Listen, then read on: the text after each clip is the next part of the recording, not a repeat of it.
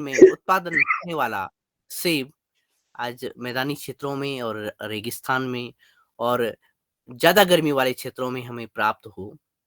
लेकिन आदरणीय हरमन शर्मा जी ने वो कार्य कर दिखाया जो मैदानी कृषकों को, बागवान भाइयों को और मैदानी जनता को सेब के दर्शन उनके आंगन में हों।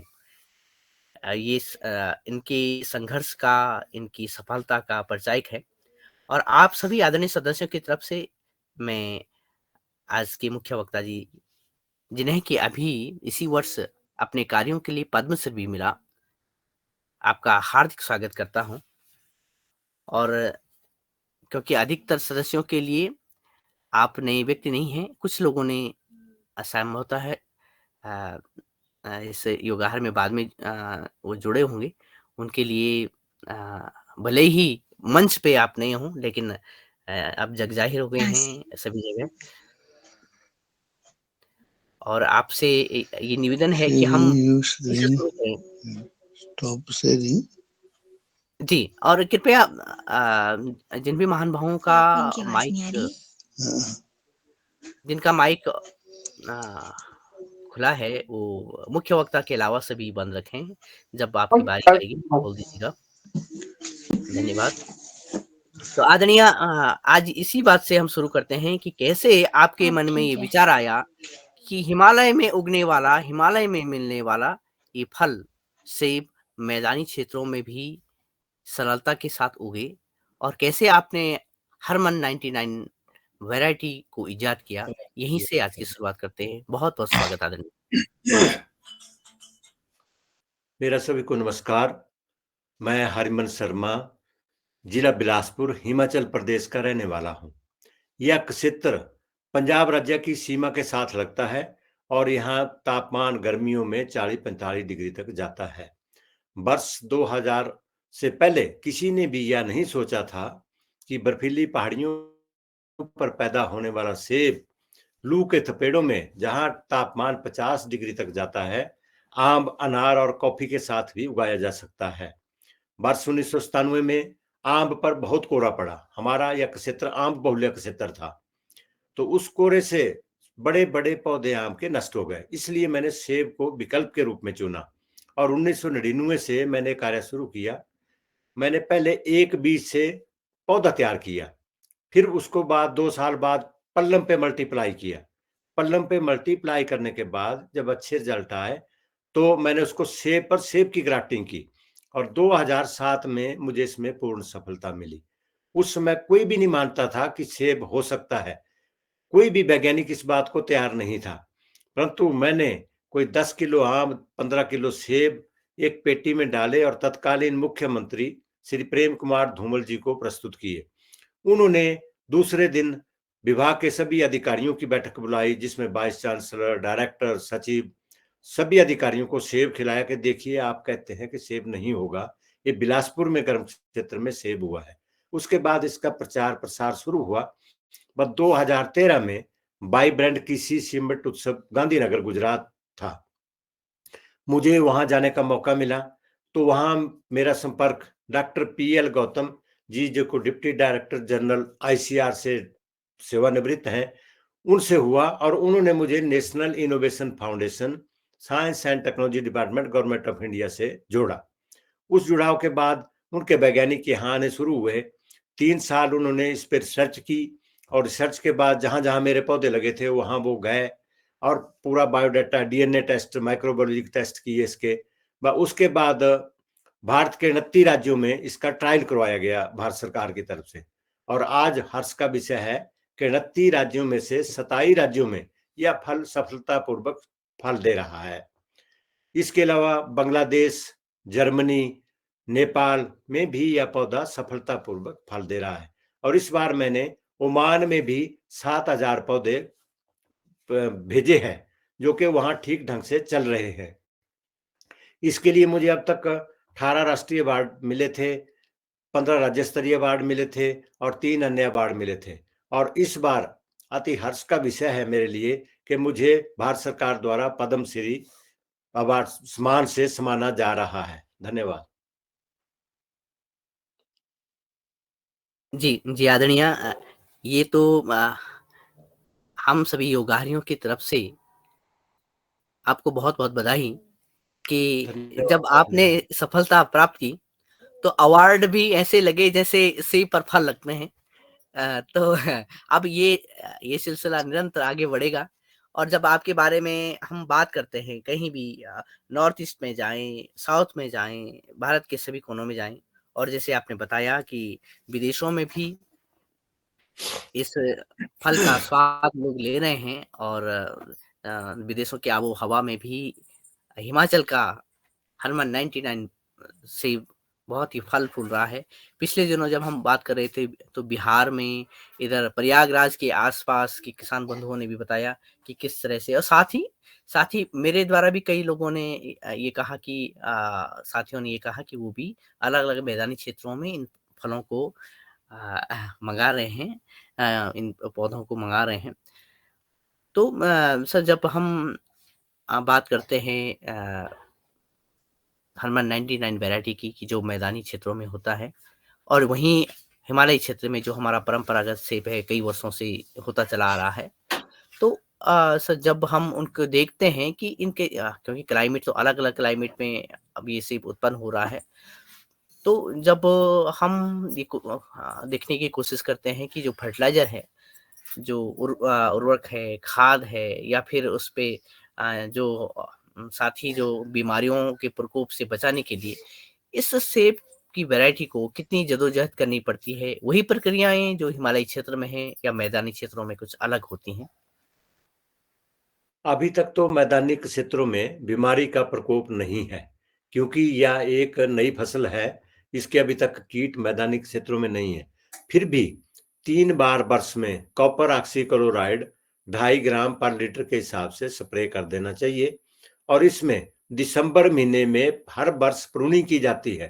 प्रूनिंग ही फल लेने का मुख्य एक मतलब ज़रिया है। अगर प्रूनिंग नहीं करेंगे तो पौधे में सीधी शाखाएँ ऊपर चली जाएँगी और फल चोटी पे लगेंगे। इसके अलावा इसमें गोबर की खाद और एनपीके डालना चाहिए। जो एनपीके ऑर्गेनिक करते हैं, वो ऑर्गेनिक तरीके से भी इसे अपना सकते हैं। जी। और सर ऑर्गेनिक तरीके से क्योंकि मैदानी क्षेत्रों में कई भागों में देखने को मिला है कि ऑर्गेनिक क्षेत्र कम बचे हुए हैं। तो क्या ऐसे हमारे पास सक्सेस स्टोरी हैं, जो ऑर्गेनिक तरीके से सेबों का उत्पादन कर रहे हैं? और ऑर्गेनिक फर्टिलाइज़र तो चलो ठीक है, लेकिन क्या हाँ, पर लेकिन जो दूसरी बात आपने कही है, ये महत्वपूर्ण हो जाती है कि मैदानी भागों में क्योंकि ये पौध नहीं है और इसपे पेस्ट है, इसपे इंसेक्ट्स हैं, अभी कम हैं। तो क्या ऐसे स्टोरीज़ हमारे पास होंगी कि जो ऑर्गेनिक तरीके से मैदानी भागों में भी सेब का उत्पादन कर रहे हों? कई किसान कर रहे हैं ऐसा तो जी। वो अपने वहाँ स्थानीय तरीके अपनाते हैं, जैसे वो अग्निहोत्र है या वो दूसरे जैविक तरीके हैं, वो गोबर में मतलब बैक्टीरिया डालते हैं, गुड़ डालते हैं, बेसन डालते हैं, उसके द्वारा भी लोग बहुत से इस प्रक्रिया को कर रहे हैं। जी, जी आदरणीय जी, और इसके बाद एक बड़ा रोचक प्रश्न भी है और शायद इसकी जी, जी। रोचक जानकारी भी होगी कि जो सेब जिस मौसम में हमें पहाड़ों में मिलता है, लोगों ने बताया कि ठीक उससे पहले यानी गर्मियों में मैदानी क्षेत्रों में लोगों को ये फल प्राप्त होता है। तो इसकी जो आर्थिकी है, इसकी जो सामाजिक तौर पे क्योंकि लोगों को जल्दी प्राप्त होता है और शायद कुछ ज़्यादा दामों में मिलता है। तो क्या ऐसा है? और ऐसा है तो क्या इस सेब का जो स्वाद है, उसी फल की तरह है जो पहाड़ी क्षेत्रों में लगता है? यह फल जून में तैयार हो जाता है, जबकि पहाड़ी क्षेत्रों का सेब शिमला से ऊपर का सेब जो है तो अगस्त में आता है और जो हमारे जो कश्मीर वाला सेब है, वो अक्टूबर-नवंबर में आता है। इसलिए उसमें मार्केट में कोई भी फल नहीं होता और ये बहुत अच्छे दामों पर मिलता है और यह गर्मी वाले क्षेत्रों में इसका छिलका पतला होता है, आलू की तरह छिल जाता है और सॉफ्ट होता है, नरम होता है बिल्कुल। जी, और मैं कुछ बिंदुओं के बाद आदरणीय सदस्यों तक पहुँचना चाहूँगा। तो ये बिंदु ये हैं कि जैसे दूर-दराज के क्षेत्रों में दूर-दराज का मतलब है पहाड़ों से मैदान की ओर हम जाएँ, तो वहाँ पर इन पौधों को, क्योंकि पौधे बड़े हैं और इन पौधों को भेजने या मँगाने की क्या व्यवस्था रहती है? लोग कैसे इन्हें मँगा सकते हैं? इसके लिए सितंबर महीने से ऑनलाइन बुकिंग शुरू होती है। सितंबर महीने में जिस किसी को भी पौधे चाहिए हों, वो अपना पूरा address, pin code number and plant quantity हमें व्हाट्सएप कर दें। हम कोरियर के माध्यम से बाद में पिन कोड चेक करवाते हैं कि वहाँ सर्विस जाएगी या नहीं। उसके बाद दिसंबर, जनवरी 2 महीने भारतवर्ष के हर कोने में पौधे भेजे जाते हैं। जी। और क्योंकि आज देश भर में बहुत सारी नर्सरियाँ हैं और अलग-अलग जगह सेब के पौधे भी उपलब्ध हैं। तो डुप्लीकेसी से बचने के लिए क्या इंतज़ाम हो सकते हैं ताकि आपकी वैरायटी हरमन 99 एचएन 99 ही लोगों को मिले? इसके लिए पूरे देश में हजारों नर्सरियां फ्राउडी काम कर रही हैं, क्योंकि यह वैरायटी 2014 में मैंने इसके लिए कॉपीराइट के लिए अप्लाई किया था और 2022 में मुझे इसके लिए पेटेंट मिल गया है। पूरे भारतवर्ष में इस किस्म को किसी को भी बेचने का अधिकार नहीं है। यह सब डुप्लीकेट पौधे बेच रहे हैं। मैंने किसी को भी पूरे भारतवर्ष में ऑथोराइज नहीं किया है कि यह पौधे यहाँ से ले जाएं या दें जी। जी, जी, जी सर। धन्यवाद। ये लोगों के पास सही सामान, सही पौध पहुँचे इसके लिए बहुत महत्वपूर्ण हो जाता है। और एक प्रश्न मेरे मन में ये है कि जी। हालाँकि आपका संघर्ष है और आपके संघर्ष के दौर कई वर्षों का समय आपको इस नई प्रजाति को बनाने में लगा। तो ये तो आप क्योंकि आप जब सफलता मिली तो वो खुशी ज़ाहिर जो मन में हुई होगी। लेकिन लोगों की प्रतिक्रिया क्या होती है? और कभी-कभी आपको लगता है कि ये करिश्मा हो गया? हाँ, मैं तो इसको परमपिता परमात्मा की असीम कृपा ही मानता हूँ कि जो मैं एक 9th पास किसान ने यहाँ तक मुझे भगवान की दया से पहुँचने का मौका मिले। मैंने कभी स्वप्न में भी नहीं सोचा था कि मैं यहाँ तक पहुँच पाऊँगा। जी, ये जो स्कूली शिक्षा है वो तो एक हमारा माध्यम होता है कि हम पढ़ें-लिखें, कुछ समझें। आपने कहा 9th पास, तो क्या ये 9 का जो 9 का जो चक्र है तो 99 इसलिए रखा गया क्या? नहीं, 99 इसलिए रखा था कि 99 से मैंने इस पे प्रयोग करना शुरू किया था जी। तब हार्मन 99 एचआरएमएन 99 इसको नाम दिया था जी। जी, बहुत ही बहुत सुंदर। मैं पहुँचता हूँ आदरणीय अशोक पटेल जी। आप बहुत ही अच्छी खेती करते हैं, मध्य प्रदेश से जी, हैं। जी सर। जी ओम, सादर को जी, नमन। आज की योग कक्षा भी बहुत अच्छी रही। मैं ये पूछना चाहता हूँ कि ये जो पौधा है आप पौधे वितरित करते हो क्या? पौधे? ग्राफ्टेड पौधे भेजते हैं सर। जी, तो ये कितने साल में फल देने लगते हैं?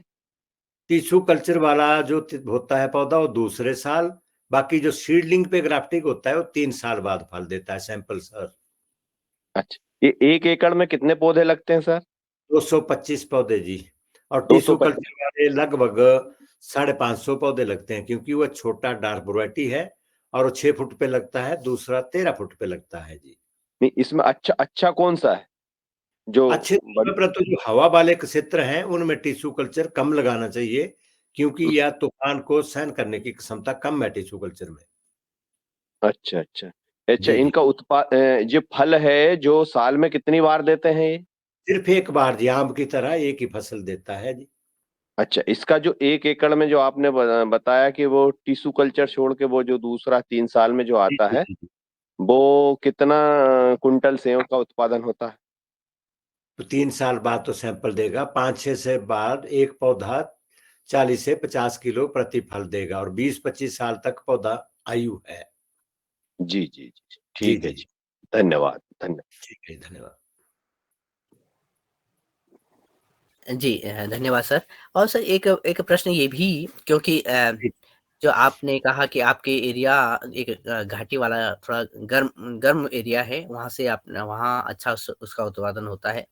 अब जब पहाड़ों की बात करते हैं तो अधिकतर पहाड़ों में मौसम त्वरित गति से परिवर्तन होने के कारण वहाँ भी तापमान बढ़ रहा है। तो हाँ जी। क्या पहाड़ों के लिए जहाँ पहले सेब होते थे, अब नहीं होते हैं? यानी वो पुरानी प्रजाति ने अपना ये जो दिशा है, अपना जो स्थान परिवर्तन कर दिया और भी हाइट की तरफ वो जा रहे हैं, पुरानी सेब प्रजातियाँ। तो क्या वहाँ के लिए ये अच्छी रहेंगी या फिर ऐसे कहें कि कौन-सी हाइट पर हम ये पौध लगाएँ तो फल प्राप्त कर सकते हैं? ये सिर्फ मैदानी क्षेत्रों के लिए है। जहाँ पहाड़ों पर बर्फ पड़ती है, वहाँ ये पौधा बर्फ को सहन नहीं करता है, क्योंकि ऊपर वही किस्में लगती हैं जो बर्फ को सहन करने वाली होती है। और अब तो विदेशों से काफ़ी किस्में आयात की जा रही हैं सरकार द्वारा। जी, इसी क्रम में आदरणीय प्रदीप राज वर्मा जी, आप नर्मदापुरम से हैं और जी, आपका प्रश्न सर। ओम सदन को सादर प्रणाम, सादर वंदे, नर्मदे हर। मैं शर्मा जी को सादर प्रणाम करता हूँ और मैंने आपसे एक बार 500 पौधे लिए हैं। जी, जी, जी। तो मैंने अपने बेटे की शादी में हर लोगों को एक-एक पौधा भेंट किया था। मेरे जी, जी। पास 10 पौधे तो अभी लगे हुए हैं, जी। किंतु मैं एक बात महसूस कर रहा हूँ कि उसमें फल छोटा आ रहा है। फल तो काफ़ी आ रहा है, किंतु काफ़ी छोटा फल आ रहा है। उसका क्या कितनी कारण हो पौधे की सकता है? कितनी आयु है जी? 3 साल हो गया, 22 में हाँ, लिया था मैंने। 3 साल बाद सैंपल देना शुरू करता है। आप उसमें वो पौधे की आयु के हिसाब से 12, 32, 16 एनपीके 2 किलो प्रति पौधा 2 डोज में, पहली डोज दिसंबर में, दूसरी डोज जनवरी में डालें। और प्रूनिंग के लिए मुझे लिखें आप व्हाट्सएप पे, मैं गाइडलाइन भेज दूंगा। उस आधार पर प्रूनिंग करना जरूरी है, अति जरूरी है। प्रूनिंग के बिना फल नहीं आएगा। और गोबर की खाद प्रति पौधा सर, 20-25 किलो डालें जी मैं दिसंबर में। जैविक खेती करता हूँ, केमिकल का मैं कोई उपयोग ही नहीं करता हूँ। तो नहीं तो जैविक खेती में जितने भी मतलब दूसरे ऑर्गेनिक खादें मिलती हैं वो डालो फिर जी, जी, क्योंकि यह खुराक बहुत ढूंढता है पौधा जी। खुराक ज़्यादा चाहिए इसको। हाँ जी, हाँ जी, हाँ जी। उसमें ऑर्गेनिक में बहुत से मैन्योर आते हैं, उनकी जी, मात्रा डालो 2 बार साल में इनको ठीक हालात में जी। और बहुत सी दो मैंने काफ़ी लोगों को दिए थे एक-एक पौधा शादी में, बच्चों की शादी में। जी, तो जी। काफ़ी एक जगह तो बहुत ही अच्छे फल आ रहे हैं उसमें, किंतु बाकी जगह उतने फल नहीं है, पता नहीं क्या बात है। पता नहीं अब ज्यादातर मैंने कहा पहले भी कि ज्यादातर कटिंग प्रूनिंग पे असर करता है जी। इसकी सर, प्रूनिंग होना प्रूनिंग तो बहुत जरूरी है। दिसंबर में होती है क्या, और भी करना है इसकी? नहीं, दिसंबर में सिर्फ सारा, और कोई नहीं करना जी। आप इसके लिए लिखें मुझे, मैं चित्र सहित गाइडलाइन आपको भेज दूंगा जी। जी सर, आपका नंबर है मेरे पास, आपसे बात भी होती है हाँ, मेरी। ठीक है जी। धन्यवाद। धन्यवाद जी। जी। जी, आदरणीय धन्यवाद। तो सर जो प्रूनिंग का मसला है, जी। तो क्योंकि सेब पर जो प्रूनिंग है वो अन्य फलों की अपेक्षा विशिष्ट होती है। हाँ जी, तो हाँ जी। लोगों का जैसे बहुत सारी मैंने जैसे नॉर्थ ईस्ट में था, वहाँ पे कई मतलब हज़ारों की तादाद में लोग लगा रहे हैं, साथ में अन्य जगह पे भी ये।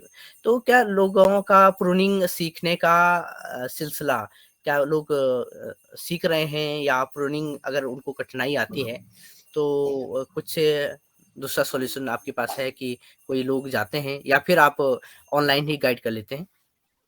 इसके लिए ऑनलाइन ही गाइड कर लेते हैं। नॉर्थ ईस्ट में मेरे लगभग 3 लाख पौधे लगे हैं जी। एक नरकॉम नामक संस्था है भारत सरकार की, उसके माध्यम से 5 राज्यों में लगे हैं। उत्तर पूर्वीय क्षेत्रीय अनुसंधान परियोजना थी एक, उसके तहत लगाए गए हैं। और मुझे वहां भेजा भी गया था भारत सरकार की तरफ से 15 दिन के लिए। और मैंने लोगों को मौका पर इसकी कटिंग भी दी है 4 जिलों में जाकर जी। जी, जी। जी आदरणीय। हम प्रश्न लेते हैं आदरणीय अनिल राय जी का। कृपया प्रश्न रखिएगा सर। जी ओम, सदन को प्रणाम। हरवंश शर्मा जी को नमस्कार। मैं सर नमस्कार जी। आपके यहाँ 23 में सितंबर में रजिस्ट्रेशन कराया और 24 में मेरे पास 15 के लगभग हमने मंगाया था सेब का जी, पौधा। जी, जी, इसको लगाया और अभी तक तो उसमें कुछ ही नहीं चल रहा, लेकिन हम एक बार एगो कोई साइंटिस्ट आए थे केवीके के, तो हम कहे कि इसका प्रूनिंग कैसे करें, तो वो जी, हमको कहे कि अभी रहने दीजिए। तो हम जो है को कर नहीं पाए, जिससे कि एक बार पौधा के पत्ते एकदम जैसे लगता है कि बीच बीच में सूख के जाली की तरह हो गए।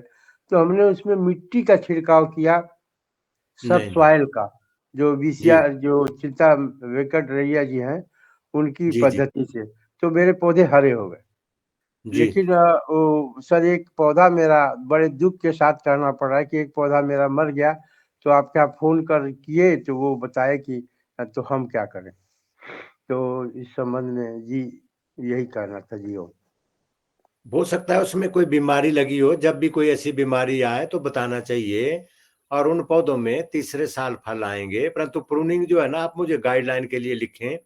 मैंने प्रूनिंग का डेमो खुद भी बनाया एक, जिसमें मैं 2 पौधों पे प्रूनिंग करके बताता हूँ कि इस टहनी को काटना है, इसको रखना है। बाकी गाइडलाइन में चित्र सहित भी है 1 साल से लेके 10 साल के पौधे तक के, ऐसे ऐसे इन शाखाओं के गलत शाखाएं, इनको निकालना है, ये सही है, इनको रखना है। जी वही तो मैं कह रहा था कि फोन ऑन करने पर यदि उत्तर हम लोग को अच्छे से मिल जाता है तो थोड़ा सा हम लोग उत्साहित व्हाट्सएप होते हैं। यार, व्हाट्सएप पे लिख दिया करो। फोन कभी कभी नहीं भी उठाए जाते, बहुत ज्यादा फोन होते हैं। हालांकि जी मैंने इसके लिए 4 सिम में रखी हैं अलग अलग फोनों के लिए, और 2 सिम में और एक लड़का रखा है, वो भी डील करता है। तो आप व्हाट्सएप पे मैसेज किया करो, हर चीज का जवाब मिलेगा जी। ठीक है सर, यही कह रहे थे कि मान लीजिए सर एगो पौधा सूख गया तो एक तो आ नहीं सकता वहां से। नहीं सर, नहीं, 10 से कम कोरियर में नहीं आते सर। अच्छा अच्छा। जी जी जी, क्योंकि टूट जाते हैं कोरियर में, और भी तो वजन जाता है बहुत ज्यादा जी। हाँ जी जी जी। हाँ जी, हाँ जी, ठीक है ठीक सर। सर, ओम सर। जी प्रणाम। निश्चित ही सर, ये प्रश्न कई जगह से आए कि क्या 10 पौधे लेने जरूरी हैं। तो तब समझ में यही आया कि हम तो 10 ही पौधे मंगा रहे हैं, लेकिन जब कुरियर की व्यवस्था से जब सामान जाता होगा तो ये नन्हे और कोमल पौधे इन चोटिल हो जाते हैं, तो एक बंडल की तरह वो सुरक्षित ढंग से भी जाते हैं। जी और जी, दूसरे ऐसा है कि 50 पौधों तक कोरियर चार्जेज एक बराबर पड़ता है। आप 10 लो, 20 लो, 30 लो जी, वो कोरियर चार्जेज एक बराबर फ्लैट रेट में चार्जेज करते हैं जी। संभवतः अरुण महतो जी, आपका माइक ऑन जी। है, आप कुछ कहना चाहते यस। हैं जी। मैं सर क्या, मैंने अभी 2 पेड़ लगाए थे एप्पल 99 के, जी आलमंड 99 के। जी तो जी, उसमें क्या फल छोटे छोटे आए थे सर। कितने साल का पौधा है जी? अभी 3 साल का हो गया सर। हाँ, तो 3 साल बाद ही फल आता है। मैंने बताया, उसके लिए आप 12-32-16 NPK डालो। अगर ऑर्गेनिक करते हैं तो ऑर्गेनिक मैन्योर डालो, और गोबर की खाद 20-25 किलो प्रति पौधा डालो। अच्छा, नहीं सर, मैं ये आपसे पूछ रहा था, जैसे मेरे को मतलब करना जरूरी है। नहीं, कंफर्म अगर हो जाएगा, बड़ा आ जाएगा, तो मैं 2 एकड़ में लगाने के मूड में था सर। आएगा सर। आप उसमें दिसंबर में 1 किलो खाद NPK 12-32-16 जी। दिसंबर में डालो, 1 किलो जनवरी में डालो जी। 2 डोजों में 2 किलो खाद अच्छा डालो उसके लिए जी। अच्छा अच्छा, तो बड़ा आ जाएगा और इसी साइज का हाँ अपना जी, रस मिल जाएगा सर निपट कहीं। जाएगा। हाँ, मैं कई इसलिए जगह थोड़ा सा तो मतलब। मतलब जी इसमें सर। नॉर्थ ईस्ट में तो कई जगह 250-300 ग्राम तक फल है सर। अरे सर, तो फिर मैं अगर अब पर पेड़ वगैरह कब, कलम कब, दिसंबर में मिलेंगे क्या अगले साल? दिसंबर में सर, दिसंबर में जी जी जी सर। जी सर। ठीक है सर, मैं इस साल ट्राई कर लेता हूँ, होगा तो फिर मैं 200, मतलब मेरे को 2 एकड़ में लगाना है सर। कोई बात नहीं सर, ठीक है, धन्यवाद। कितने कितने जी धन्यवाद सर। 12-13 फुट जी, line thank to you line, thank you sir. Plants to plants जी। जी जी जी सर, जी सर, 2 एकड़ में कितना लग जाएगा सर? 450 प्लांट सर, 225 1 एकड़ में जी। अच्छा अच्छा, yes sir, yes sir, thank you sir, कीमत क्या सर है, कीमत? Thank you sir, thank you sir. Thank you जी, थैंक यू। पौधों की कीमत क्या है? जी एक प्रश्न आ रहा है कि जो पौधे हम मंगाएंगे तो उनकी जी, कीमत क्या रहेगी? यहाँ नर्सरी में 100 रुपए प्रति पौधा दिया जाता है, और उसके आगे कोरियर चार्जेज पिन कोड के आधार पे कोरियर वाले तय करते हैं जी। तब जी भी लमसम कितना रहता है? इसमें पिन कोड के आधार पे होता है सर, लमसम नहीं। जैसे गोवा जाएगा उसका रेट और होगा, दिल्ली जाएगा उसका रेट और होगा, हरियाणा में और होगा जी। मध्य प्रदेश का कितना रहेगा? सर वो कोरियर वाले तय करते हैं कि कितने आपके प्लांट्स हैं और किस पिन कोड पे जाएंगे सर, क्योंकि MP के लिए तो बाई एयर जाएगा दिल्ली से जी। जी 10 रुपए का ज्यादा से ज्यादा एक रेट पड़ता है एक पौधे पे, ज्यादा से ज्यादा है कुरिया जी। चार्ज। ज्यादा से ज्यादा 10 रुपया एक पौधे का कुरियर चार्ज पड़ेगा, उससे भी कम ही पड़ा था मुझे। हाँ 500 में इतना ही पड़ेगा सर, परंतु जिनके 10 पौधे होते हैं उनको लगभग 80-90 रुपए पड़ता है एक पौधा जी, कोरियर चार्ज जी। नहीं, आपके आपने जैसे मुझे पाँच लिया था पौधे तो हैं, तो आपको आपने लगभग 10 आपने रुपए। आपसे मैंने लिया था तो 110 रुपए में मुझे घर पड़ गया था पौधा। कितने हाँ हाँ पौधे सर, लिए अब थे? आपके 500 प्लाट है। हाँ, 500 प्लांट थे। सर जी मैंने सर। तो लिया था तो उसमें 2300 रुपया लगा था 13 प्लांट का। हाँ हाँ सर, मैंने वो तो पहले बता दिया कि 50 पौधों तक कोरियर चार्जेज 1000 रुपए चार्जेज होता है पिन कोड के आधार पे, और 1300 रुपए पौधों का हो गया जी। जी, ये अगर बात आपके जी, 50 जी। होते तब भी 6000 ही लगना था जी। ये बात सुनिश्चित है कि पौधे की कीमत वो स्टेबल है, एक हाँ ही जी हाँ जी। एक पौधे की भी वही कीमत है और बल्क में लेंगे वो उसी पे निर्भर हाँ, रहेगा। प्लांट्स लेकिन प्लांट्स की वही कीमत है सर किसानों के प्लांट्स की लिए। कीमत वही रहेगी, लेकिन हम कहाँ मंगा रहे हैं, ट्रांसपोर्टेशन क्या चार्ज लगेगा, ये नियंत्रण जी जी। शर्मा जी का नहीं रहेगा, ये बात सामने आई हाँ, है। ये कोरियर वाले पहले बता देते हैं हम लोग किसानों को कि इतना पैसा भेजो जी। एक क्वेश्चन है हमारा। जी एक पेड़ हमने लगाया है, जी जी जी ये दूसरा साल चल रहा है, जी। अभी उसमें बढ़वार नहीं हो रही है बिल्कुल। तो उसमें गोबर की खाद और दूसरी खाद डालो सर। जी ठीक है। और तो कुछ नहीं करना है, अभी मैंने सिंचाई, नहीं, अभी थोड़ी खाद भी डाली है। कटिंग भी करनी है सर, 1 साल बाद कटिंग भी करनी होती है पौधे में। तो जब उसमें जितना ले आए थे उतना ही है तो फिर कहाँ कटिंग करें? कटिंग कर अब दें? क्या प्रॉब्लम है, मेरे व्हाट्सएप नंबर पे फोटो भेजना। जी। ऐसा नहीं होता है कि 1 साल में 8-9 फुट हो जाता है प्लांट जी। नहीं बढ़ा, बिल्कुल नहीं बढ़ा। या फिर जमीन में कोई कारण होगा जी, कोई पथरीली जमीन तो नहीं है जी। नहीं नहीं नहीं, जैविक है पूरी जमीन उसमें। अब नहीं हो सकता जी ऐसा। चलिए मैं जी, भेजूंगा आपको फोटो, जी, आपका ये कुछ नंबर न भी ले ठीक लूंगा। है जी। निश्चित निश्चित ही जब ये पौधे लग रहे हैं, पौधा क्यों नहीं बढ़ रहा है, उसका कुछ न कुछ तो कारण होगा ही और हम उसे खाद-खुराक दे पा रहे हैं या कहीं ऐसा नहीं कि ज़मीन में पत्थर व पथरीली है या जो जी जी। अन्य कारण हमें खुद ही ढूँढने पड़ेंगे और अपने पौधे की अगर हम देख-रेख करेंगे तो निश्चित ही अगले साल 1-2 साल में उसमें फल लगेंगे और आदमी आप कहेंगे कि हमारे पौधे पर सेब निकल आए हैं। जी जी, जी जी इसी क्रम में आदरणीय नारायण मीणा जी, जी। जी जी। जी, सदन को सभी को मेरा प्रणाम। मैं एक जानना चाहता हूँ, ये सेब का पौधा लगाने के लिए हमें जमीन में कितना गड्ढा खोदना चाहिए और कौन कौन से तत्व खाद उसमें डालने चाहिए गड्ढे में उसके बाद पौधा लगाना चाहिए? इसके लिए सर 3 बाय 3 फुट का गड्ढा खोदना चाहिए, 3 फुट गहरा, 3 फुट चारों तरफ। और उसमें जो ऊपर की मिट्टी है 6 इंच वाली, वो एक तरफ अलग रख देना, और जो नीचे की 2.5 फुट की मिट्टी आएगी उसको अलग रख देना जी।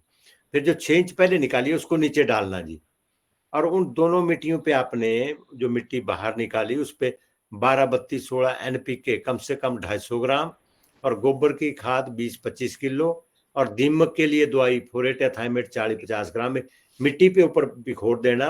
और जब आप उसको झांप से फरुए से भरेंगे तो अपने आप मिल जाएगी जी। ये इसके लिए जरूरी है जी। जी, धन्यवाद। धन्यवाद जी।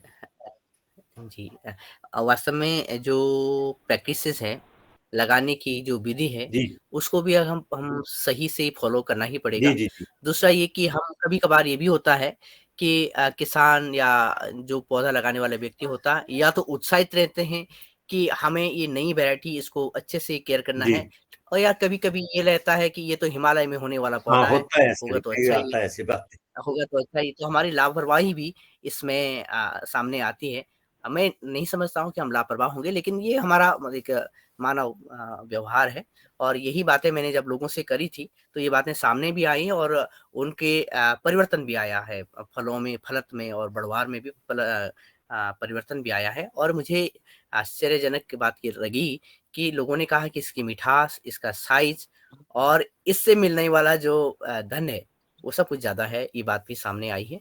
और तो जी अन्य लोग अपने अनुभव बताएँगे, सुनाएँगे। इसी क्रम में सर हिमाचल से ही एक हम सर जी, जी पानी सर, का जी सर। प्रबंधन कितना होना चाहिए इसमें, मतलब थोड़ा ज्यादा पानी वाली है जगह में लग सकता है क्या ये? नहीं। नहीं, ज्यादा पानी वाली जगह में मर जाएगा पौधा जी, और बरसात में भी पानी से बचाना पड़ेगा जी। अच्छा, दूसरी बात मैंने देखा सर, इसका स्वाद जो है हमारे मतलब जो मार्केट में मिल रहा है उससे बहुत बहुत बहुत ही ज्यादा अच्छा है, किंतु बस फल छोटा है हाँ, यही। इसमें सबसे बड़ी प्रॉब्लम तो है कि इसमें इसकी खासियत है कि इसमें शुगर 0.2% है। आईसीआर ने टेस्ट किया इसका, तो नॉन रिड्यूसिंग शुगर इसमें 0.2 mg है 100 mg में जी।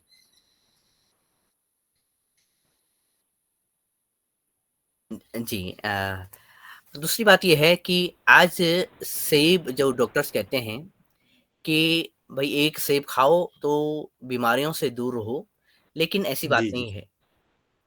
क्योंकि सेब को बचाने के लिए जहाँ भी उत्पादन हो रहा है, बहुत ही बहुत ज्यादा स्प्रे बहुत किए जा रहे हैं। पेस्टिसाइड डाला जा रहा है, केमिकल्स डाला जा रहा है। इस मामले में भी अगर देखा जाए, इस इश्यू में भी देखा जाए तो एक बात देखने को आ रही है कि अगर हम अपने देख-रेख में इन सेब के पौधों को या अपने आस-पड़ोस में इस सेब के पौधों को उगता हुआ देखते हैं, फलता हुआ देखते हैं और वहाँ से इन फलों जी को ले आते हैं, तो ये सुरक्षित है। हमारे स्वास्थ्य के लिए कितना लाभकारी है, ये हम सोच सकते हैं, ये हम अनुभव कर सकते हैं। और ये इसी बात के साथ आदरणीय रंजना किन्हीकर जी का प्रश्न है। जी दीदी। जी धन्यवाद आदरणीय दिनेश भैया, और आज के हमारे मुख्य वक्ता जी को सादर प्रणाम। अतिशय महत्वपूर्ण जानकारी सेब के बारे में दे रहे हैं। और मैं एक छोटा सा सवाल कि जो मार्केट में सेब रहते हैं, तो वो सेब की हम अच्छी क्वालिटी वाले सेब, तो उसको कैसे हम ले सकते हैं? उसको कैसे परख हो सकती है हमारी कि ये वाले जैविक है, ये थोड़ा हाइब्रिड वाले हैं जो ऐसे? तो उसकी आप थोड़ा-सा पहचान बताइएगा कि कैसे हमें सेब खरीदनी चाहिए? मैडम जी, जैविक खेत तो अभी बोलने की बात है, मार्केट में नहीं जाता है, क्योंकि शिमला में या कश्मीर में जो भी सेब होता है उस पर शेड्यूल होता है, 18-20 स्प्रे किए ही जाते हैं। आम जैविक हो जाता है। अनार और सेब को जैविक करना बहुत कठिन कार्य है जी, हमारे यहाँ हिमाचल में।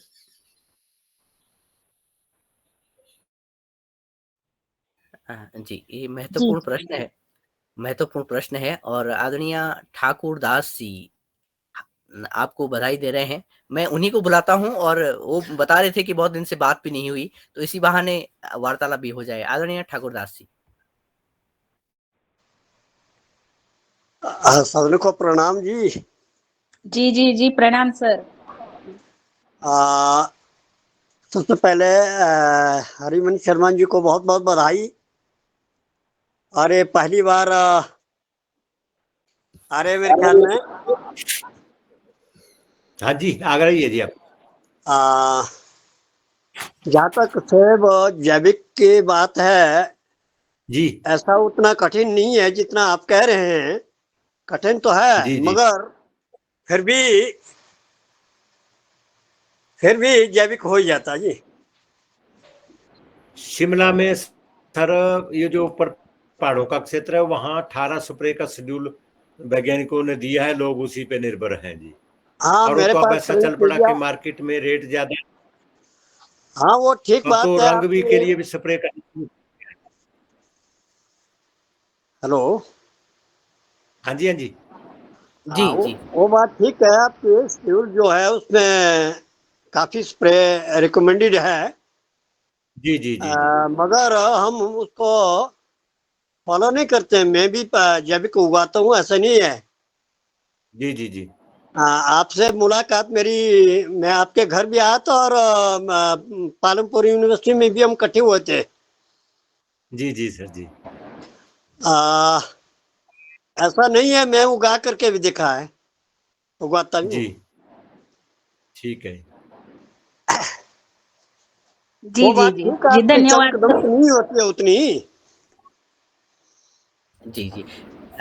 निश्चित ये बात है जी, कि हम प्रयास करें जी, वही जब पहचान ये कह रहे थे कि उसकी पहचान हम मार्केट में कैसे करें, ताकि हमें थोड़ा-सा पता चले। बस जी, धन्यवाद। मैडम हाँ जी, वो बात ऑर्गेनिक ठीक का कोई तरीका नहीं है। नहीं है, नहीं है, ये नहीं है वो बात। किसान की ईमानदारी पे निर्भर करता है कि वाकई वो ऑर्गेनिक दे रहा है या स्प्रे वाला दे रहा है। इसमें कोई मापदंड सरकार की तरफ से भी अभी तय नहीं है कि उसकी कोई चेकिंग हो रही है कि कौन ऑर्गेनिक है, कौन क्या है। नहीं है, नहीं है, नहीं है अभी। हाँ जी, हाँ जी, अभी कुछ नहीं है जी। जी, जी। ये बात निश्चित तो हुई इस हमें वार्तालाप से। हमें ठाकुर दास जी के पास से ही सेव लाने पड़ेंगे, ऐसा ही है, क्योंकि आप खादी हाँ से जी, हाँ जी। जी हाँ, किसान समझ में वो विश्वास पात्र है जी। जरूर हम जरूर आपसे ही जरूर सेव खाएंगे। जरूर जरूर जी।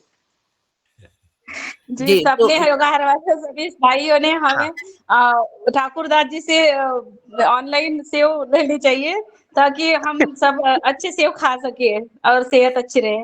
जी जी, विकल्प एकदम खुले हैं।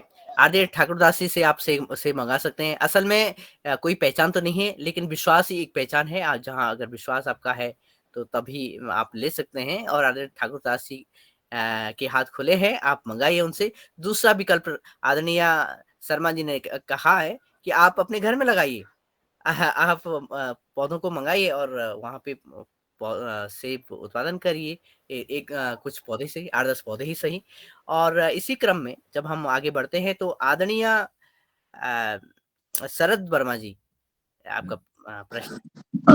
जी योगा मुख्य अतिथि जी को प्रणाम। और सर, आपके सेवफल की बहुत विशेषता है और बहुत सारे अवार्ड आपने लिए हैं, इसके लिए आपको बहुत बहुत बधाई। बताइए, और धन्यवाद। सर, हमें ये जो बाजार में सेवफल मिल रहे हैं इस समय, जी, उसमें कुछ ऐसे प्लास्टिक टाइप का कुछ लगा रहता है जब हम लोग साफ करते हैं, तो वो क्या चीज है सर? वो सर, हार्मफुल है, क्या है? हिमाचल और कश्मीर से जो सेब जाता है उस पे ऐसा कुछ नहीं होगा। जो विदेशों से आयात सेब हो रहा है उसमें वो प्रॉब्लम है। चाइना और अमेरिका से जो फ्रांस से सेब आ रहा है उसमें वो प्लास्टिक कोटेड का स्प्रे मारते हैं ताकि वो फल गिरे भी तो उसमें दाग नहीं होता जी, और टिकता भी बहुत ज्यादा है जी। और जो हिमाचल कश्मीर का सेब है उसमें या आपको प्रॉब्लम नहीं आएगी। तो वो क्या सर, वो छिलका उतार के खाना चाहिए? क्या बात है, हाँ, वो छिलका साफ उतार तो के होता खाना नहीं सर? चाहिए। उसमें प्लास्टिक कोटेड होता है, स्प्रे करते हैं सर। जी जी जी जी जी। तो सर, हम तो चाहते हैं कि आपके सेवफल सब जगह लग जाएं और ये परेशानी ना होवे हमें। जी आप जी जी जितनी सर, जल्दी हो सके सब जगह सेवफल भिजवा देवें। हमें जो भी और डिमांड आती है सर हम हर सर, जगह भेज इसको रहे हैं। शासन की योजना में डलवावे, जिससे कि जो जिले में जो हॉर्टिकल्चर डिपार्टमेंट्स हैं वो इस सेवफल का प्रचार प्रसार करे और सभी किसानों को 5-5, 10-10 पौधे देवे, जिससे मनुष्य के, आदमियों के, सभी का स्वास्थ्य अच्छा रहे सर। जी जी सर, मैं ऐसे ही धन्यवाद। चाहता हूँ सर। आप तो आप भारत सरकार के पास ये जरूर रखिएगा कि उद्यान विभाग जितने भी प्रदेश के हैं वो इन चीजों का प्रचार प्रसार करे, और आपका जब पेटेंट हो गया है तो आपसे पौधे लेवे और सभी जी किसानों को पौधे देवे। जी जी जी सर। प्रणाम जी। जी, धन्यवाद सर। और सर ये हम आपसे वार्तालाप भी ऐसे समय पर कर रहे हैं जब आपको इसी वर्ष पद्म पुरस्कार मिला, पद्मश्री से आप सम्मानित किए सरकार ने आपके कार्यों के लिए। नारायण और जी, आप अपना माइक बंद कर दीजिएगा, कृपया नारायण जी। जी जी, धन्यवाद। थोड़ा सा ध्यान देना है बस अपने अपने माइक पर, बस। जी धन्यवाद। जी, धन्यवाद दीदी। और ऐसे समय पर हम आदरणीय मुख्य वक्ता जी से बात कर रहे हैं, जबकि उनको उन्हीं के कार्य के लिए पद्मश्री से सम्मानित किया गया। और उनका जब प्रोत्साहन किसी व्यक्ति को इस तरह से मिलता है, तो निश्चित ही इस क्षेत्र में कार्य करने की आगे भी संभावनाएँ और आगे भी और ऊर्जा के साथ संभावनाएँ बढ़ती होगी। वो निश्चित ही कुछ और भी कार्य करना चाह रहे होंगे इसी क्षेत्र में, अन्य प्रजातियों पर। वो बताएँगे संभवतः अभी थोड़ी देर में। मैं सबसे पहले आदरणीय Pawan Kumar sir, Patanjali organic research institute Haridwar से आपसे निवेदन करता हूँ कि कृपया आप आएँ और इस वार्तालाप में अपनी टिप्पणी दें। जी, धन्यवाद दिनेश जी। और आज के मुख्य वक्ता हरिवंश शर्मा जी को सर्वप्रथम तो इस वर्ष में कृषि कार्यों के लिए पद्मश्री प्राप्त करने के लिए उनका बहुत अभिनंदन योगाहार परिवार की तरफ से। धन्यवाद। आशा है कि आपका जो आपने जो पुरुषार्थ किया है, परिश्रम किया है और एक नई सोच दी है जिसकी तरफ कोई भी वैज्ञानिक भी इसका तोड़ नहीं कर पाए थे कि चिलिंग टेम्परेचर को कैसे किया जाए, चिलिंग जो वो है चिलिंग रिक्वायरमेंट को कैसे हम वो कर सकते हैं। तो मैंने भी देखा जब मैं सेब वाले एरिया में जब मैं काम करता था उत्तराखंड के, तो मैंने देखा जब मौसम की मार की वजह से जो सेब के इलाके हैं जब वो सेब विहीन हो गए थे, तो वहाँ के किसानों ने पीच को अडॉप्ट करके काफी अच्छा कार्य किया। ये रामगढ़ का जो एरिया है उस एरिया की मैं कर रहा हूँ। तो वहां पर हमने देखा कि किसानों ने किस प्रकार से बिना किसी सरकार की मदद से, बिना किसी उससे अपने प्रयासों से जहां पर सेब होता था वहां पर उन्होंने पीच को अडॉप्ट कर लिया। लेकिन आपने वो कार्य किया कि जहां पर सेब विहीन हो गया है वहां पर भी आपने सेब को इस नए तरीके से इस प्रजाति को लगा के, और जहां तक कि डॉक्टर पीएल गौतम की बात है, वो पीएल गौतम हमारे संस्थान के साथ भी जुड़े रहे, उनके साथ भी हमें थोड़ा सा कार्य करने का मौका मिला। बहुत बढ़िया उनका योगदान रहा है। तो आप दोनों महानुभावों को भी मैं याद करते हुए, डॉक्टर पीएल गौतम को भी और आपको भी करते हुए कि कहाँ डीडीजी रैंक के एक वैज्ञानिक जिन्होंने बहुत पुरुषार्थ किया और आपके हिमाचल में भी उन्होंने अपना योगदान किया, हमारे प्रदेश में भी योगदान किया, हमारे संस्थान में भी उन्होंने योगदान दिया इनिशियल कार्यों में, और आपने जिस प्रकार से जमीनी स्तर पर काम किया, इन दोनों चीजों को याद करते हुए मैं आपका भी अभिनंदन करता हूँ और डॉक्टर गौतम को भी याद करता हूँ, और उनको भी मैं ये संस्करण आज जब मुझे मौका मिलेगा तो उनको भी शेयर करूंगा। अभी वो हमारे साथ नहीं है, अभी दिल्ली में रह रहे हैं, स्वास्थ्य के उनका जरा सी खराब है। तो उनको बहुत बहुत बधाई, बहुत बहुत शुभकामनाएं। और इसी प्रकार से ये कार्य जो है, जो सेब का जो हमारा है, और एक महत्वपूर्ण बात अभी जो प्लास्टिक वाली बात बताई थी, वो मुझे लगता है कि बहुत महत्वपूर्ण है सबके लिए समझना। कि मैंने अभी कुछ दिन पहले जब मैंने पढ़ा कि एक टी बैग जो है, जब उसको पानी में हम डालते हैं और उसकी चाय पीते हैं, तो उसमें से करीब 14 बिलियन जो है प्लास्टिक कण पानी में घुल जाते हैं। तो इसी प्रकार से जब हम सेब की जब हम बातचीत कर रहे हैं और उसमें इतने सारे प्लास्टिक उसमें है और किसी ने गलती से खा लिया, तो वो हमारे आहार में, जहां तक पर हम एक तरफ ये सोचते हैं कि हमें शुद्ध आहार मतलब सेब एक वो मिल रहा है, तो इस तरह से ये जो विदेशी जो चीजें हैं या जो प्राकृतिक रूप से जो कृषि में भी जो चीज आई है उसका भी हमें दूरी रखनी है, जिसमें केमिकल भी जितना हम दूर रखें अपनी जिंदगी से उतना ही बहुत महत्वपूर्ण है। तो इस विषय पर भी आप भी इस, क्योंकि हम जब सेब की बात करते हैं और सेब में भी अगर इस तरह से प्लास्टिक का उपयोग होता है या केमिकल का उपयोग होता है तो निश्चय हमारे स्वास्थ्य के लिए बहुत चिंता का विषय है। तो ये कहावत कि an apple a day keeps the doctor away बिल्कुल भी नहीं होती है। वो होती है कि एक एप्पल खाओ तो जरूर डॉक्टर के पास जरूर ही जाओगे इस प्रकार के सेब को खाने से। तो ये सब चीजों को हमें ध्यान में रखते हुए आपका बहुत बहुत अभिनंदन करते हुए मैं अपनी वाणी को विराम देता हूँ। जी नमस्कार, धन्यवाद। जी आदरणीय, बहुत बहुत धन्यवाद। निश्चित ही, और आपने डॉक्टर पीएल गौतम जी को याद किया और उनको वो भी जल्दी स्वस्थ हों, वरना वो आज भी इस वार्तालाप में सम्मिलित होते। और आपने निश्चित ही शर्मा जी ने वो कार्य कर दिखाया कि मैदान में हिमालय को खड़ा कर दिया, ऐसा ही कार्य है। और दूसरी तरफ से देखें तो जो आदरणीय पवन सर ने कहा है कि अगर देखा जाए तो सेब जो फल है वो अमृत के समान है, लेकिन उस पर पटा हुआ जहर और ऊपर से वैक्सीन की कोटिंग, वो तो बम का जहर एक तरह से है। और इसका विकल्प आपने दिया है, ये बहुत महत्वपूर्ण बात हो जाती है कि लोग अपने आंगन में इसको उगा सकते हैं। दूसरी बात, हम पुनः योगाहारी सदस्यों से जुड़ने की बात करते हैं, तो इसी क्रम में डॉक्टर किशोर दुबे सर, आपका हैंड रेज था, कृपया। हाँ, विदेशी जो सेब है उसी पे प्लास्टिक कोटेड होगा।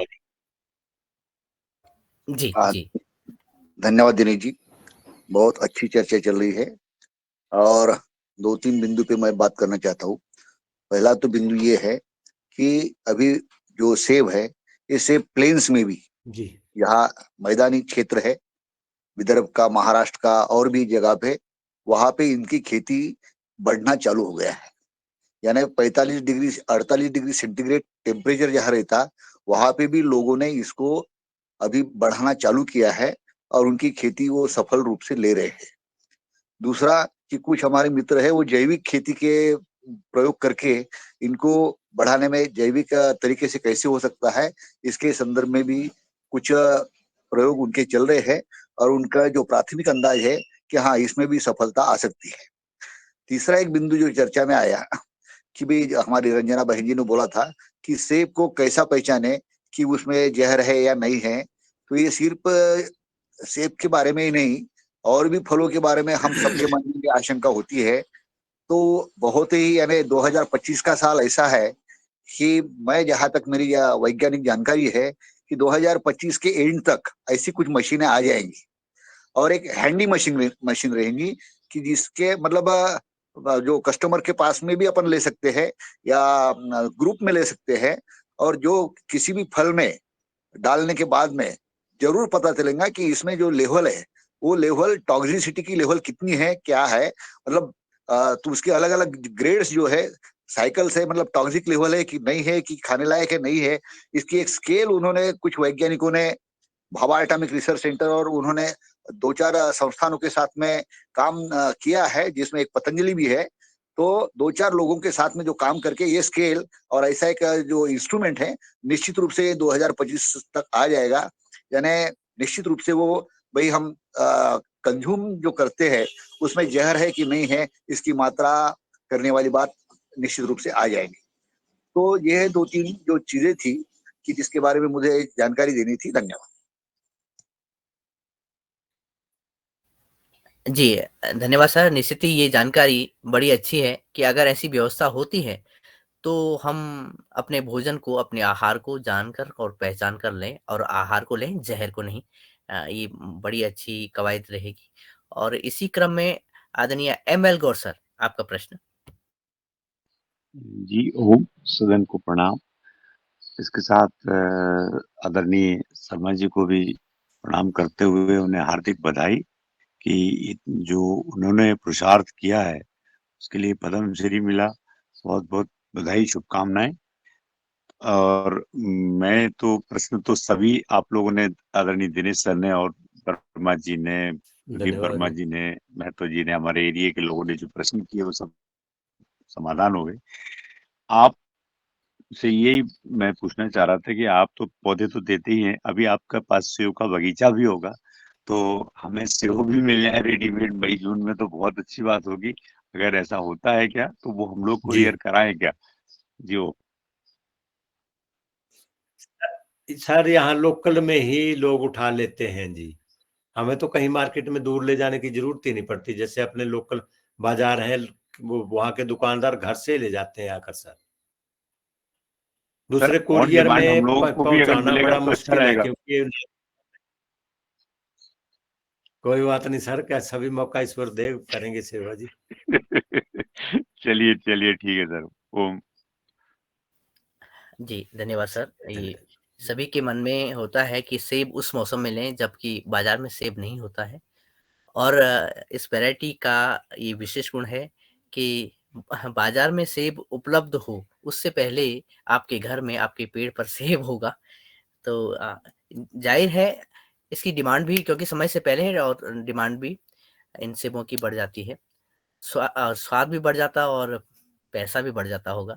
तो किसानों का, बागवान भाइयों का इसमें लाभ है, शुभ लाभ उनको मिलता है। इसी क्रम में पुनः हैंड रेज़ है आदरणीय अनिल राय जी का। जी। जी ओम सर, 2 से प्रार्थना करनी थी कि आप जान रहे हैं कि ये 18-18 स्प्रे शेड्यूल होते हैं, तो कृपया जैविक तरह से हम लोग क्या स्प्रे करें जिससे कि सबका स्वास्थ्य अच्छा रहे। और अभी ठाकुर साहब ने कहा तो वो ही नहीं बताया कि इसमें हम लोग फिर स्प्रे किस चीज़ का करते हैं। यदि इस संबंध की जानकारी मिले तो आप लोगों की काफी कृपा होगी। जी ओम। हाँ जी सर। सर प्रश्न ये है। अच्छा जी। है सर हेलो इसके लिए वो घर में ही बनाए। Hello hello. जी जी जी सर। हाँ जी, घर में बना कैसे बनाए? ऐसा है जी, हम जो इसकी जो 10 पर्णी अर्क बनाते हैं और फंगीसाइड के लिए खट्टी लस्सी की स्प्रे करते हैं। निश्चित तौर से ये कवर हो जाता है, बशर्ते है आप पहले ही थोड़ा सा ढले उस पे।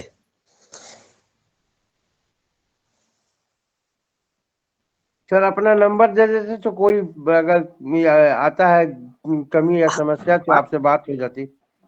82 194 82 88 धीरे धीरे बोले। 82 194 जी 88 88 88 88 948 48। इंग्लिश में बोल दीजिए सर एक बार। 82 चैट बॉक्स में डाल दिया है, जी 194। आप वहां से ले लीजिए। जी नंबर चैट बॉक्स में आ चुका है। धन्यवाद गौर साहब। और जी दिनेश जी इनका हरिवंश शर्मा जी का नंबर हो तो व्हाट्सएप नंबर डाल दें। हाँ वो चैट बॉक्स में सर, चैट बॉक्स में डाल दिया गया है और पुनः फिर से डाल दिया गया है, आप लीजिएगा। और जी इसी के साथ आदरणीय संभवतः रंजना बहन जी का पुनः हैंड रेज है और तिवारी जी का पुनः हैंड रेज है। जी जी जी धन्यवाद दिनेश भैया। और मैं बस एक छोटा सा सवाल कि जो सेब की फसल है वो साल भर में कितनी बार ली जाती है? क्योंकि मार्केट में हम देखते हैं तीनों ऋतु में सेब अवेलेबल रहते हैं, तो हमें कौन से ऋतु के जो सेब है वो हम खा सकते हैं, ये थोड़ा सा। जी सेब मार्केट में तो वर्ष भर रहता है, वो कोल्ड स्टोर से जाता है जी। बाकी सेब जो है तो जुलाई अगस्त में निकलता है और नवंबर तक निकलता है आखिरी सेब जी, जो बड़े ऊपर वाले बर्फ वाले से है। बाकी सब कोल्ड स्टोर का सेब आता है। अच्छा, यानी जुलाई अगस्त वाले ही है वही सेब हमें अगर यहाँ समर में मिलेंगे वो, तो वही सेब अच्छे रहेंगे खाने में। हाँ जी हाँ जी हाँ जी हाँ जी जी जी धन्यवाद। धन्यवाद जी जी धन्यवाद। जो आदरणीय पवन सर ने भी ये बात कही थी कि उन्होंने यानी हरमन शर्मा जी ने वो जो चिलिंग स्टेज है उसको गला दिया है और ये बता दिया है कि अब हमारी जो स्टोरेज है उसकी आवश्यकता तो होगी, लेकिन उतनी आवश्यकता नहीं है। अगर सभी जगह सभी के हाथों में सभी के बागान में हम गर्मियों के मौसम में सेब अगर हमें मिले तो हम उसका स्वाद ले सकते हैं। ये बात भी सामने आई है। आदरणीय तिवारी जी, शशिकांत तिवारी जी। जी सादर प्रणाम शर्मा जी को, बहुत नमस्कार जी। पुण्य का कार्य कर रहे हैं क्षेत्र में। मैं लगभग 500 पेड़ मंगवाना चाहता हूँ। क्या एक ही मैदानी क्षेत्रों के लिए केवल एक ही वैरायटी है कि और वैरायटी भी है? मैदानी क्षेत्रों के लिए हरमन 99 के सिवा डॉर्सेट गोल्डन की हमने फ्रांस से मंगवाई है किस्में, परंतु अन्ना उतना सक्सेस नहीं है। डॉर्सेट गोल्डन गोल रहता है और पीले रंग में रहता है जी। बस सिर्फ यही किस्में हैं, बाकी और कोई किस्म गर्म क्षेत्र के लिए नहीं है। और इसके लिए मतलब केवल दिसंबर में ही पौधे लगेंगे? हाँ दिसंबर में जनवरी में ही जी। आपने सितंबर में मेरे ये जो नंबर दिया गया है इस पे सितंबर में फोन करके संपर्क कर लेना और फिर आपकी बुकिंग हो जाएगी। जी एक चीज और ये जानना चाह रहे हैं कि जो पहाड़ी क्षेत्रों में सेव हो रही है और ये मैदानी क्षेत्र, इनकी न्यूट्रिटिव वैल्यू में कोई दिक्कत तो नहीं, मतलब कोई कमी तो नहीं है, या यहाँ वाली ज्यादा अच्छी है वहां वाली? आप मुझे व्हाट्सएप पे लिखना, इसकी न्यूट्रिएंट वैल्यू उससे ज्यादा है जी, क्योंकि आईसीआर वालों ने इसका टेस्ट किया है, डीएनए टेस्ट, फिंगर, क्योंकि पेटेंट होने से पहले बहुत सारे प्रक्रियाओं से गुजरना पड़ता है जी। जी जी जी जी, सादर प्रणाम। ठीक जी, धन्यवाद, धन्यवाद सर। आदरणीय अनिल राय जी, आप का माइक ऑन है, शायद आप प्रश्न करना चाह रहे थे। जी नहीं, रह गया था, बात कर रहे थे ठाकुर जी से। जी धन्यवाद। जी जी, तो आदरणीय, हमने आज आपको पुनः सुना योगाहार में। जिस संघर्ष के लिए, जिस पुरुषार्थ के लिए आपने कार्य किया, वो फलित हो रहा है, उसके फल मिल रहे हैं। साथ ही आपको इस पुरुषार्थ के लिए पद्मश्री भी मिला। आदरणीय सभी योगाहार जो सदस्य हैं, उनकी तरफ से पुनः आपको बधाई। और हम ये भी आशा करते हैं कि आने वाले समय में जब आवश्यकता हो तो और आपके पास समय भी हो, क्योंकि आपका समय भी आप कल मुंबई से पहुंचे और मुंबई से पहुंचने के बाद आपने हमारा जो ये निवेदन स्वीकारा कि हम कल उपलब्ध रहेंगे, तो इसके लिए भी हम आपके आभारी हैं। इसी क्रम में हिमाचल प्रदेश से ही आदरणीय डॉक्टर डी शर्मा जी का हैंड रेज है, कृपया। नमस्कार सभी को। और आदरणीय श्री हरिमन शर्मा जी, जो हमारे हिमाचल प्रदेश की बिलासपुर क्षेत्र से, जिन्होंने सेब में मैदानी क्षेत्रों में उगने वाली किस्म के इजाद किया और उसको एक सभी के लिए उपलब्ध करवाया, और उसके परिणाम स्वरूप जो हमारे डॉक्टर पीएल गौतम जी हमारी यूनिवर्सिटी में बहुत सालों तक रहे हैं, और मैं भी कृषि विज्ञान केंद्र सोलन से अभी पिछले साल सेवानिवृत्त हुआ हूँ, और सेब की नर्सरी उगाना का मुझे जो है वो 35-36 साल तक मैं नर्सरी मैनेजमेंट में काम किया, और जितनी भी किस्में चाहे पुरानी थी या वर्तमान में थी या इम्पोर्टेड थी, वो मैंने विश्वविद्यालय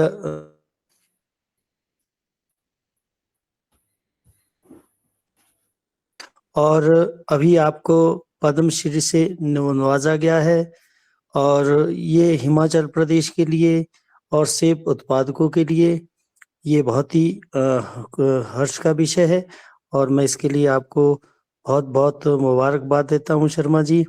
एक दो बार आपसे किसी मेले में परिचय हुआ था और उस दौरान आपसे मुलाकात हुई थी। और सेकेंडली, आप जो मैदानी क्षेत्रों में सेब उगाने का एक आंदोलन चला रहे हैं, मैं आपसे एक्सपोर्ट भी आपने नर्सरी की है, जैसे यमन है, बांग्लादेश है, दूसरा, मैं आपसे एक निवेदन करना चाहूंगा कि जो सेब लगा रहे हैं लोग मैदानी क्षेत्रों में, तो वो एक जो मैनेजमेंट की बात है वो उनके अभी उनके जहन में नहीं है, उनको नॉलेज नहीं है।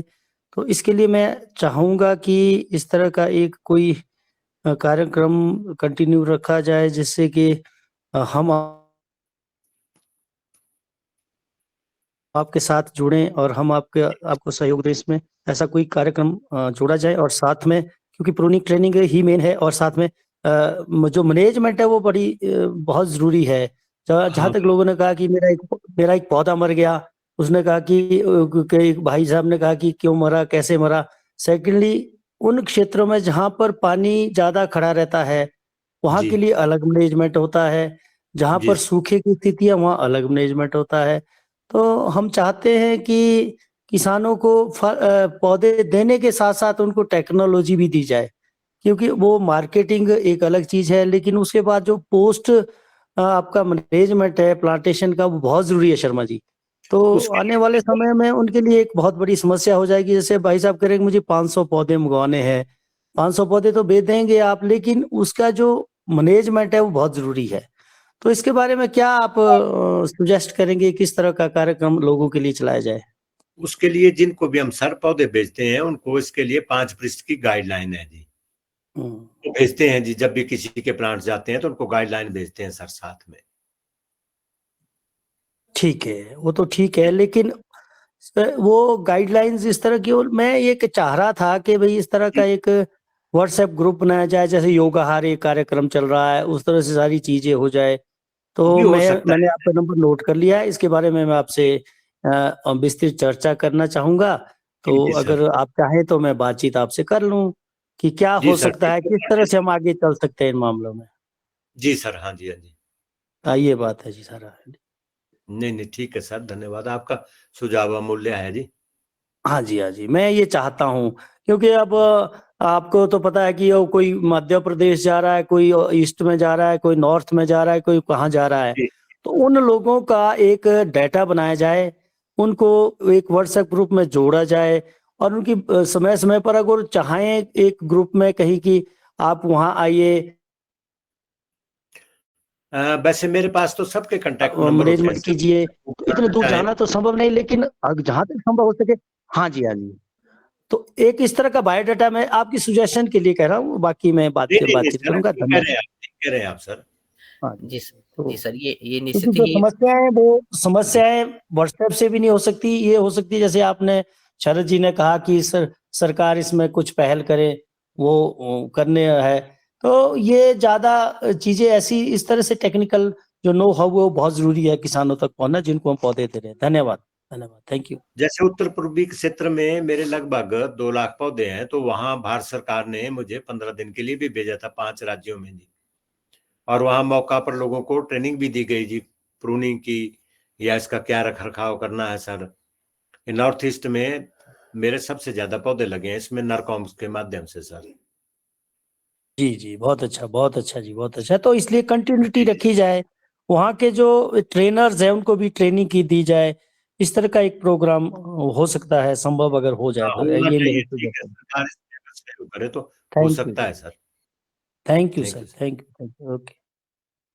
जी, निश्चित ही जो आदरणीय डीडी शर्मा सर ने बात रखी है, मैं उस बात को ऐसे भी देखता हूँ कि आने वाले समय में जो लोगों का एक नज़रिया है सेब को मैदानी क्षेत्रों में उगाने का, तो हो सकता है, क्योंकि बहुत सारे लोग बात कर रहे हैं कि सेब उगाया जाए, तो सेब के बगीचे, बागान खड़े हो सकते हैं। ऐसे में क्योंकि शर्मा जी ने, हरमन शर्मा जी ने तो अपनी तरफ से ये प्रजाति उगा दी है, तैयार कर दी है, और उसका पेटेंट भी हो गया है, लोगों तक पौधे पहुँचेंगे। उसका मैनेजमेंट कैसे हो, तो संभवतः इसमें सहयोगी हाथ आगे बढ़ें और सरकार भी सहायता दे, तो ये एक रेवोल्यूशन हो सकता है, एक सेब क्रांति अ, शुरू तो कर दी गई है, इसको और भी वेग मिल सकता है, और भी बल मिल सकता है। ये अच्छा सुझाव आदरणीय आपने रखा है। इसी क्रम में आदरणीय तुलाराम पटेल जी का प्रश्न लेते हैं और तत्पश्चात आज का कार्य संपन्न करते हैं। जी धन्यवाद दिनेश जी, सदन को प्रणाम। मेरा निवेदन शर्मा जी से ये है कि मैंने इनके वीडियो देखे थे आदरणीय के, तो इन्होंने प्रूनिंग की कोई विशेष व्यवस्था होती है उस प्लांट में, कृपया थोड़ा सा उसके बारे में समझा दें। धन्यवाद। उसमें फेदर सर फेदर पौधे के डेवलपमेंट का है, हाँ बाकी कोई ऐसा नहीं है कि जुबानी समझाया जा सके। उसमें सचित्र पौधे के फोटो हैं कि इसको काटना है, इसको रखना है, उसी से सीखा जा सकता है सर। जी, और आदरणीय इसी प्रश्न पर, क्योंकि समय कम है और 5 मिनट में या 10 मिनट में ये अगर उत्तर दिया भी जाए तो नाकाफ़ी होगा। और आने वाले समय में अगर ऐसा कुछ बनता है, अगर ऑनलाइन भी कुछ होता है जो गाइडलाइन हम जारी करते हैं, तो हाँ, उसके लिए भी दिसंबर समय में चाहिए। पौधे के पास खड़े होके डेमोन्स्ट्रेशन भी दिया जा सकता है जी। जी। जी धन्यवाद। तो जो धन्यवाद। आदरणीय डॉक्टर डीडी शर्मा जी ने भी बात रखी थी, तो ये इस हिसाब से, यानी कुछ टाइम लेकर के कम से कम 1 घंटा तो हमें चाहिए होगा, क्योंकि हम आज विषय हमारा एक शॉर्ट में रहा है, और साथ में हम ये बधाइयों का सिलसिला भी रहा है, कुछ बातें भी सामने आई हैं। लेकिन आने वाले समय में जब कोई गुंजाइश बने, तो इस मंच पर भी और ये बात की जा सकती है अलग से।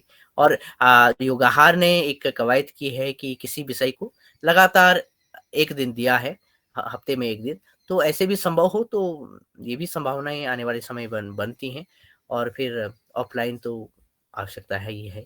इसी क्रम में अगर मेरी आवाज़ आदरणीय मुनीलाल जी भाई साहब तक पहुँच रही हो, क्योंकि वो व्यस्त भी हैं, तथापि अगर आप तक आवाज़ पहुँच रही हो, तो आज के सत्र को आप कैसा देखते हैं? इस पर टिप्पणी के साथ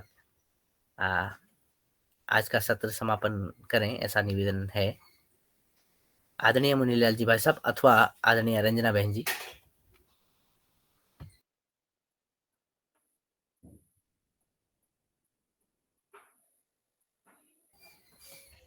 हाँ जी, संभवतः मेरी आवाज़ वहाँ तक नहीं जा पा रही है और या देर तक जा पाएगी। तो इस तरह से हमने आज के सत्र में आदरणीय हरिमन शर्मा जी को सुना, जिन्होंने वो कार्य कर दिखाया जो कि आज भी हमें दूर बैठे विश्वास नहीं होता कि मैदानी क्षेत्रों में क्या सच में सेब उत्पादन हो रहा होगा या हो सकता है। जिन्होंने इस प्रैक्टिस को नहीं देखा, जिन्होंने लगाए नहीं पौधे, लेकिन चारों दिशाओं से, सभी जगह से ये संकेत आ रहे हैं कि लोग और बड़ी मात्रा में हरमन 99 वैरायटी लगाने वाले हैं, लगाने जा रहे हैं। ये बातें भी सामने आई हैं कि आने वाले समय में लोग सेब के बगीचे खड़े कर देंगे और उनकी व्यवस्था के लिए कैसे मैनेजमेंट आगे बढ़े, कैसे वैज्ञानिक, कैसे जानकार लोग आगे बढ़े, इस पर भी संभावनाएं बढ़ रही हैं। कुल मिलाकर के जो आपने कार्य किया है उसके लिए सरकार ने भी आपको सराहा है। कई पुरस्कारों के साथ पद्म पुरस्कार भी आपने प्राप्त किया और योगहारी सदस्यों की तरफ से पुनः पुनः आपको बहुत बहुत बधाई कि इस विशेष कार्य के लिए कि आपने मैदानों में पहाड़ खड़ा कर देना ही है। अगर मैदानों में सीड उत्पादन हो रहा है तो इस पर आपको बहुत बहुत बधाई आदरणीय। और साथ में ही आज की हमारे योग शिक्षक श्री शिव जी कुमार जी को भी बहुत बहुत धन्यवाद आज की योग सत्र के लिए, उन्होंने अच्छा योग कराया। और इस निवेदन के साथ कि पुनः हम मिलेंगे, पुनः हम आपका मार्गदर्शन प्राप्त करेंगे, पुनः हम उस स्वाद को और आगे कैसे बढ़ाएं इस पे चर्चा करेंगे। धन्यवाद। और आपने हमें समय दिया, इसी तरह से आगे भी हमारा निवेदन लगातार बना रहेगा। धन्यवाद सर, प्रणाम। ओम।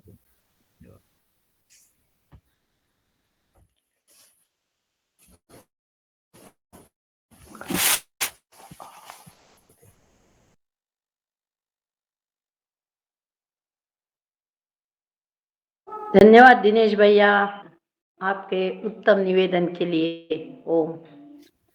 जी धन्यवाद दीदी जी, धन्यवाद दीदी। आप भी आप सेब का उत्पादन करिए अपने बगिया में। नहीं, ये कंकड़ भूमि है ना और बारिश बहुत होती है, तो मैं आपने विचार बताया कर रही जी। थी, मैं तो विचार कर रही थी, लेकिन कैसा कैसा होगा ये, ऐसा मेरे मन में आया। तो लगता ही तो है लगाना चाहिए, लेकिन जगह तो थोड़ी है ना, बहुत थोड़ी है जगह मेरे पास। हाँ जी जी। लगाना दीदी जी गमले में हाँ? से गमले में उगा दीजिए, गमले में। बड़े से गमले। हाँ हाँ, वो भी विचार आया था कल्पना दीदी।